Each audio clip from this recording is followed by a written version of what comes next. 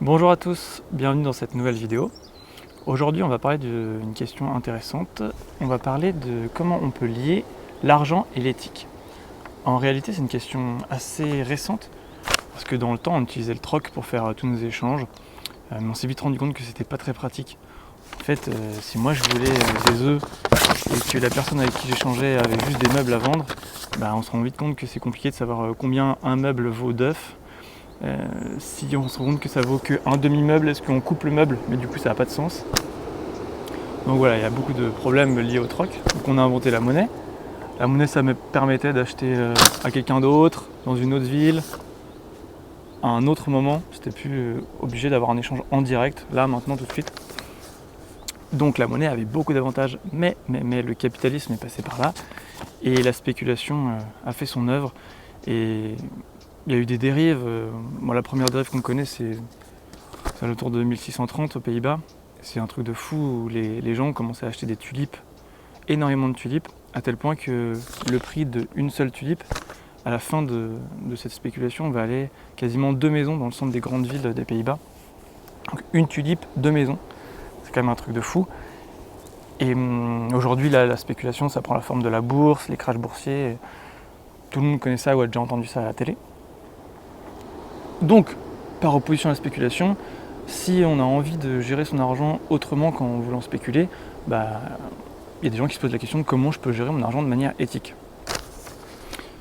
Donc, imaginons, vous voulez gérer votre argent de manière éthique, vous allez voir votre banquier et vous lui dites, voilà, moi j'ai de l'argent à placer, ou j'ai juste de l'argent, même sans vouloir le placer, comment je peux faire pour ne pas entrer dans la spéculation, comment je peux faire quelque chose qui soit éthique, qui ait du sens. Alors, il y a de très fortes chances que votre banquier vous dise « J'ai la solution, je sais ce que tu veux, je sais comment trouver quelque chose qui te convient, je vais mettre ton argent sur un placement éthique. » Ok, le nom est beau, on va voir ce qu'il y a derrière, pourquoi pas. Et donc, quand on s'intéresse à ce qu'il y a derrière, on se rend compte que derrière ces placements éthiques que votre banquier vous propose, la réalité est un peu différente. Je vais vous mettre, je pense ici, je vais me décaler un peu, juste ici, je vais mettre la liste des entreprises qu'il y a dans un placement éthique. Quand vous mettez 100 € dans un placement éthique, sur quelle entreprise vous investissez en réalité? Et là, ça fait un petit peu peur, parce que il y a des Total, des Lafarge, des Dassault, des Siemens, des Unilever, enfin des grosses boîtes.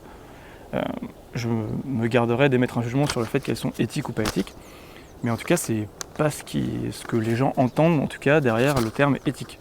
Je pense que quand quelqu'un met 100 € sur un placement éthique, il n'a pas spécialement envie que ça se retrouve chez Total.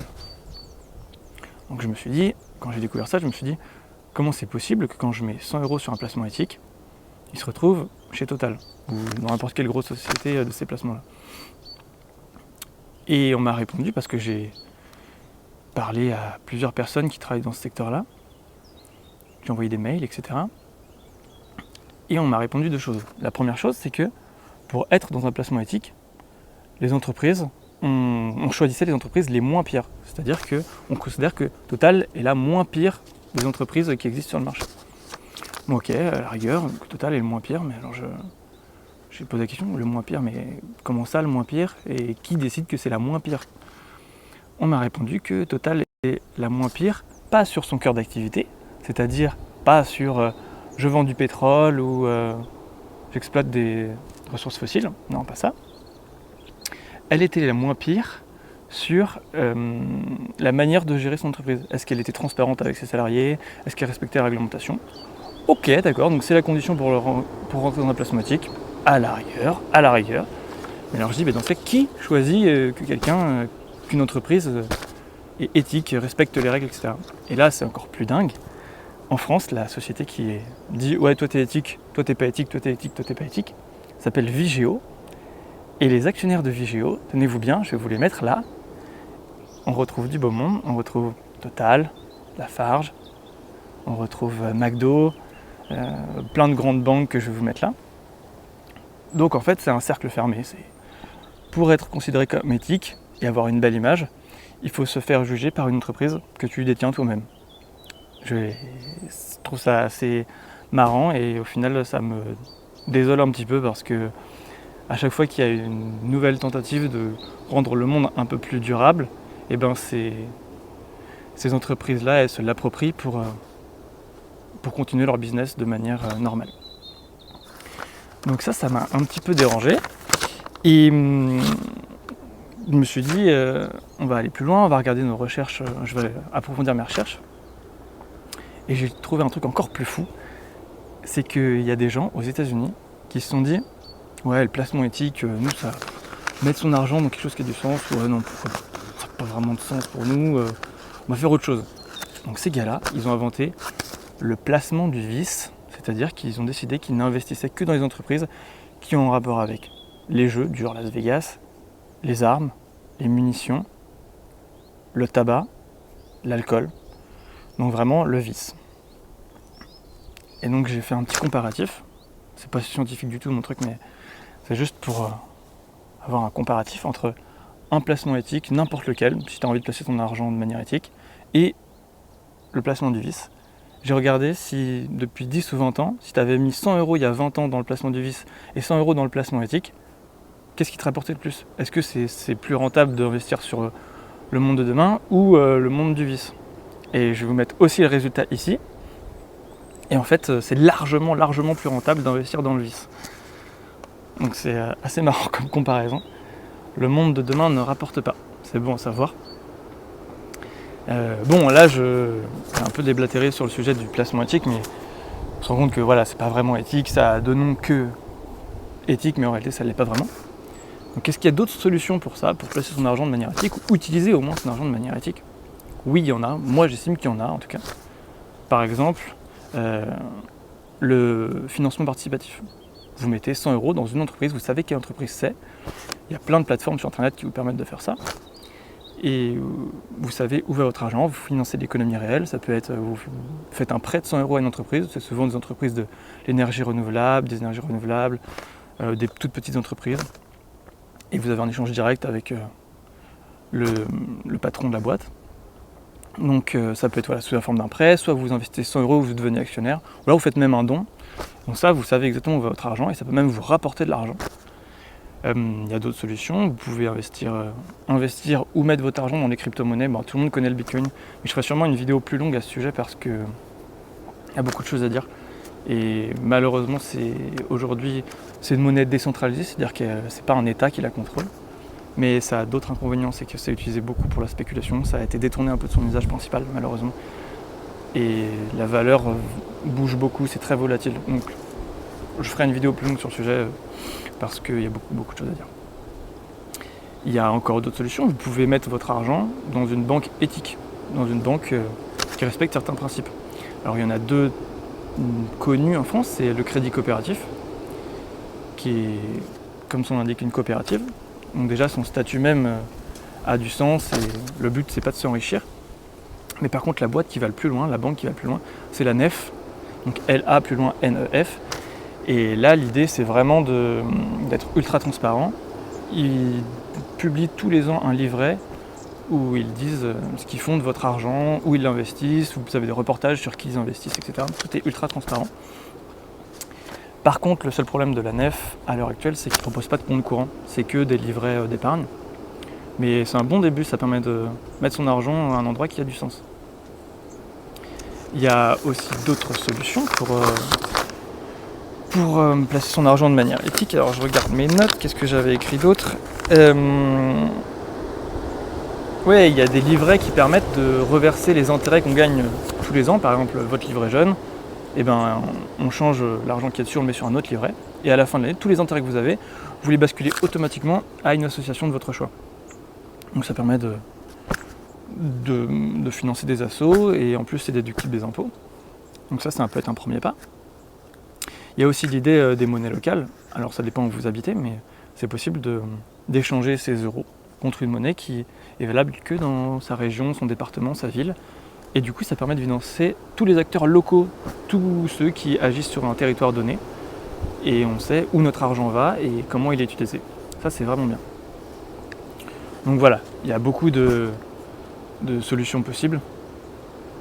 Et on se rend compte, au final, en listant tout ça, que ce qu'on appelle un placement éthique, ce dont je parlais au départ, c'est un petit peu un leurre en fait. C'est comme la croissance verte ou la consommation durable. Ça permet juste de continuer à légitimer tous ceux qui veulent continuer à consommer, à avoir une croissance infinie dans un monde fini. L'objectif, voilà, c'est juste de dire « Oh non, attendez, on peut continuer à avoir une croissance, elle est verte, il n'y a pas de souci avec ça. »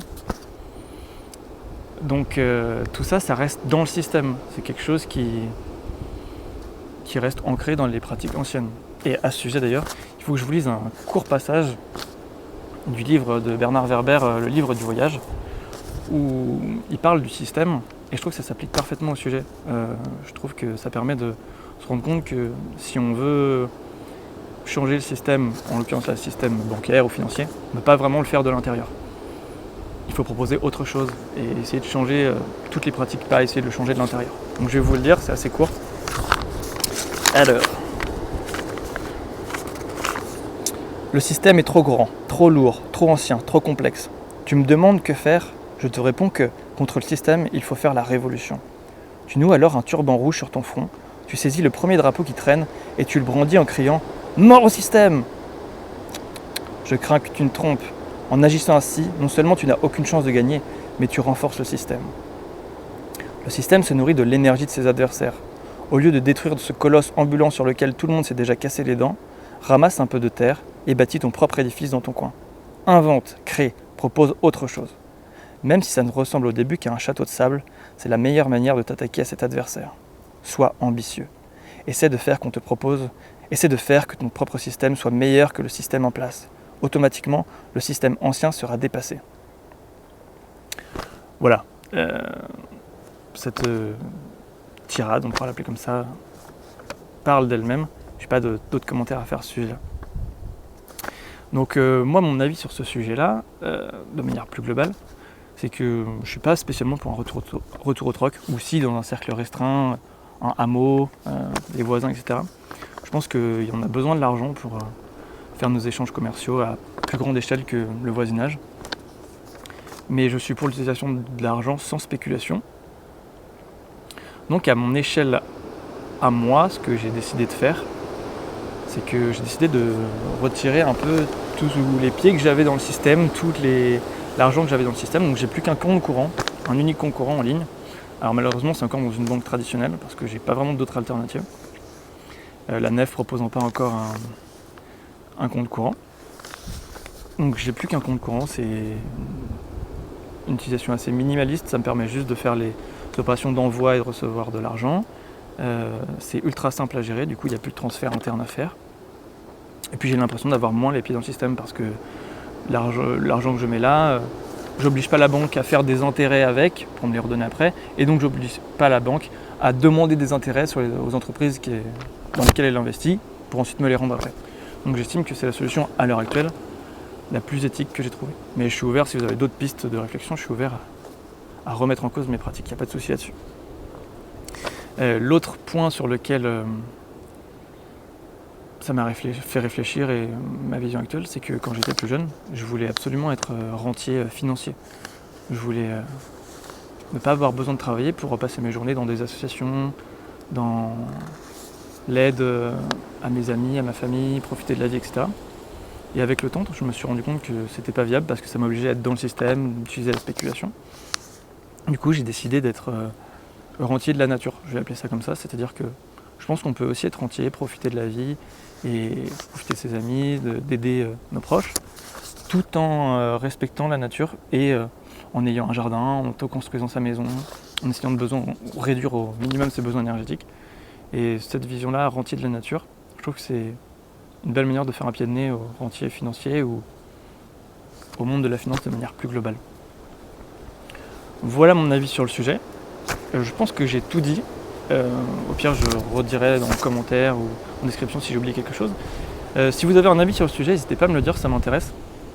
Comme ça, on pourra échanger. Et puis en attendant, je vous souhaite une belle journée et à très bientôt.